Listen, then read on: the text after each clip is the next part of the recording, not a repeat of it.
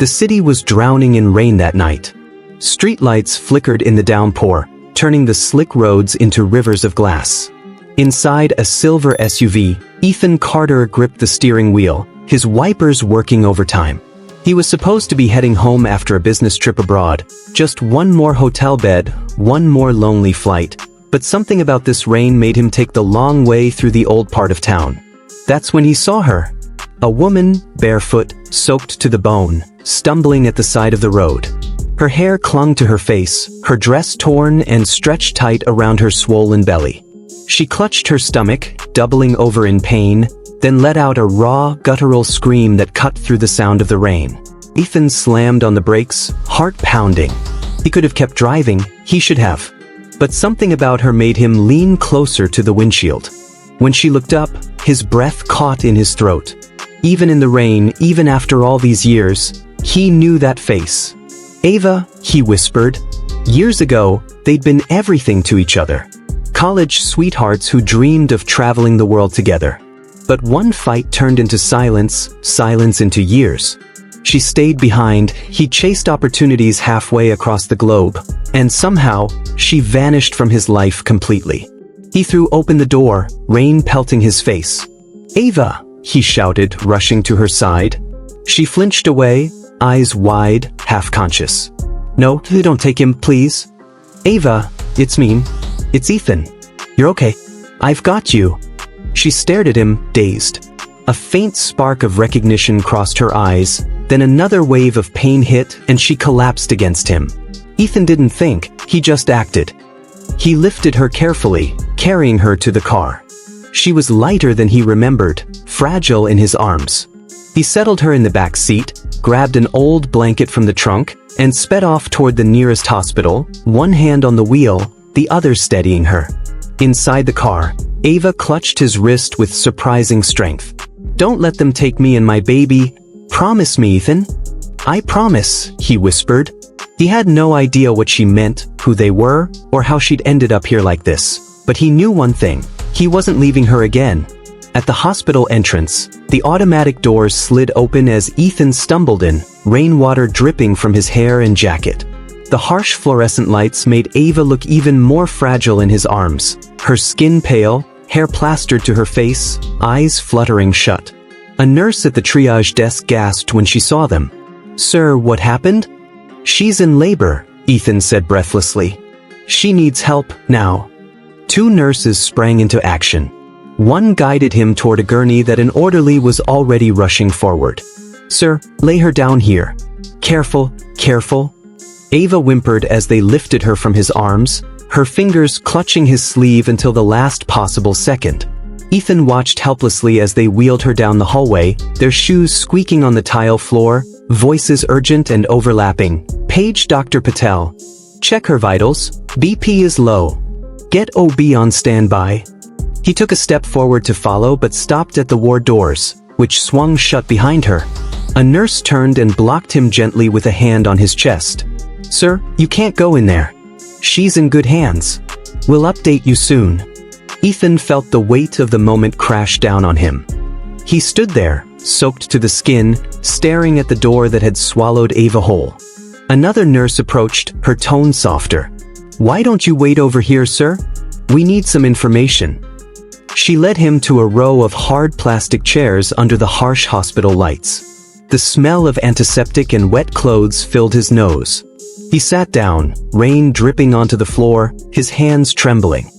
He stared at his palms. Her blood was still on his sleeve. A few minutes later, the nurse returned with a clipboard. "Sir, can you fill this out? Do you know her medical history?" He shook his head, eyes still fixed on the door. "Her name is Ava. That's all I know. We knew each other a long time ago. I found her like that. I couldn't just leave her." The nurse gave him a sympathetic nod.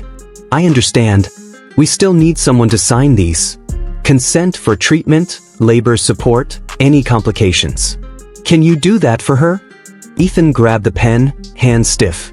He scribbled his name next to hers, each line feeling heavier than the last. Emergency contact. Responsible party. Consent for surgery if needed. When he handed the clipboard back, He looked up at the nurse, desperation creeping into his voice. Is she going to be okay? The nurse's eyes softened. We'll do everything we can, sir. You did the right thing bringing her in when you did. Alone again, Ethan sank back into the cold chair. He leaned forward, elbows on his knees, staring at the floor as water dripped steadily from his jacket. Through the small glass window in the double doors, he caught glimpses of nurses rushing back and forth, shadows of urgent movements. Every minute felt like an hour. His mind replayed her voice in the car. Don't let them take me and my baby, and the spark of recognition when she'd whispered his name. He wondered what she'd been through all these years, who she'd become, and why she'd been so afraid. A low chime at the nurse's station snapped him out of his daze.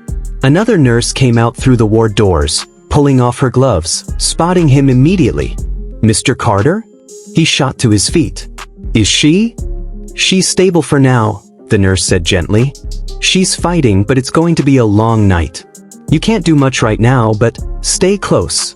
She might need you when she wakes. Ethan sank back down, letting out a breath he hadn't realized he was holding. He glanced through the small window again.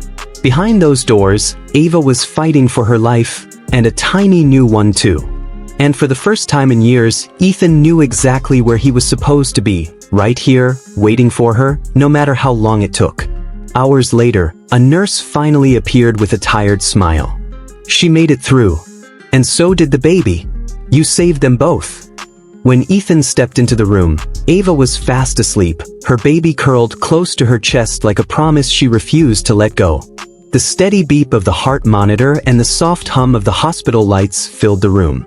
Outside the window, dawn was breaking, gray skies, rain easing to a gentle drizzle. Ethan sat by Ava's bedside, exhausted but wide awake. He'd spent the whole night half watching her and half watching the baby, who now slept in a clear bassinet by the window. A soft stir made him lean forward. Ava's eyelids fluttered. She blinked slowly, her gaze roaming the white ceiling, then the wires taped to her arm, and finally landing on him. At first, confusion clouded her eyes. Then it hit her, recognition, shock, pain all at once. Ethan? Her voice cracked. He exhaled, relief flooding through him. Hey, you're okay. You're safe, Ava? She swallowed, tears welling. It's really you. Yeah, it's me, he said softly. He almost reached for her hand, but hesitated, so much space still between them, despite the small room. Ava's eyes darted to the corner. My baby? Ethan turned, motioning to the bassinet. He's right there. He's strong, tiny, but he's a fighter. Like his mom. Ava let out a trembling breath, her shoulders relaxing as tears slipped down her cheeks. I thought they'd take him. I thought I'd lose him too. Ethan moved closer, finally taking her hand. Ava, who are you talking about? Who did you think would take him? She squeezed her eyes shut, her knuckles white. I can't, Ethan. They'll find me. They'll find him. I can't. Hey. He squeezed her fingers gently. Look at me. I'm here. No one's taking him. Or you. Not while I'm here. Tell me what happened, Ava. Where did you go? What did you get caught up in? She looked at him, her eyes brimming with old memories, years of love, and all the words they'd left unsaid. I didn't want to leave. I tried to find you, do you know that? After you left for Spain, then Dubai. I waited. I wrote you, but you changed numbers. Then my dad, he got sick. Bills piled up. And when he died, I was alone. Ava. Ethan's voice broke, guilt pressing down on his chest. He thought back to the nights he'd drowned his loneliness in work and hotel bars, never once thinking she'd been trying to reach him. I was so desperate, Ava went on, her voice shaking.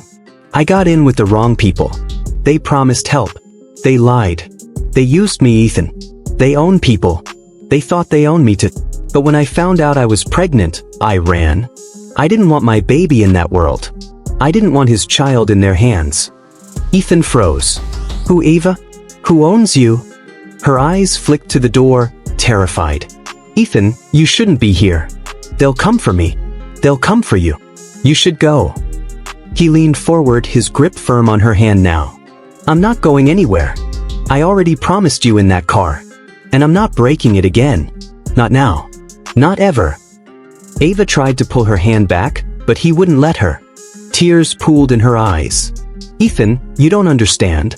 These people, once they want something, they don't stop. I won't let them hurt you too. He shook his head, his voice rough. Ava, look at me. I already left you once. I'm not leaving you again. You were everything to me. Back then, even now. You think I didn't feel it? Those days, those years I didn't hear from you, God, it felt like hell. I told myself I was doing the right thing, chasing dreams, building something. But every city, every deal, none of it filled that space where you were supposed to be. Ava's lip trembled. She tried to speak but no words came out. Ethan squeezed her hand tighter. Before I left, I promised you I'd always come back, remember? You made me say it 100 times. Come back to me, Ethan. And I swore I would. But I didn't. I failed you then, I won't fail you now. Ava's chest shuddered with a soft sob. But you don't know what they'll do. If they find out you're here, I don't care, he cut in, his voice low but unshakable. I believe there's a reason God brought me down that road tonight.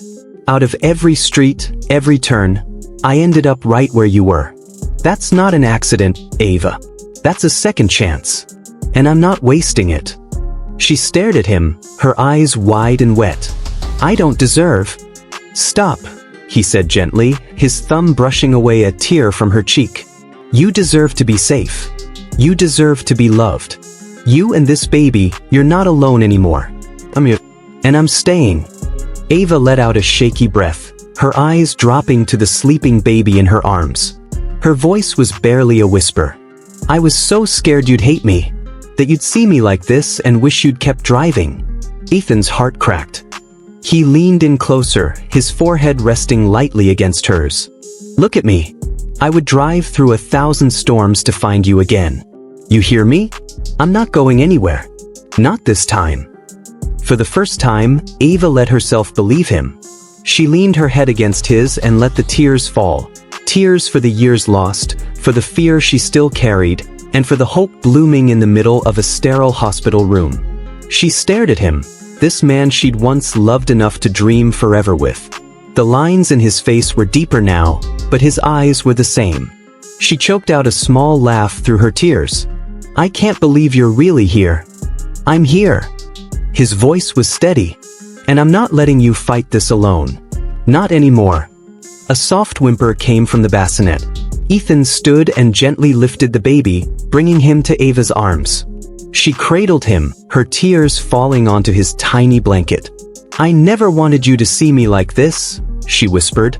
Ethan brushed a strand of damp hair from her forehead. Ava, I'd rather see you like this than never see you at all. He sat on the edge of the bed as she held their baby close. Outside the room, he caught a glimpse of a man in a dark coat standing near the nurse's station, watching the door. When Ethan's eyes met his, the man turned and disappeared down the hall. A cold shiver ran down Ethan's spine. He looked back at Ava and the baby, his resolve hardening like stone. He'd left her once. He wouldn't make that mistake again. To be continued,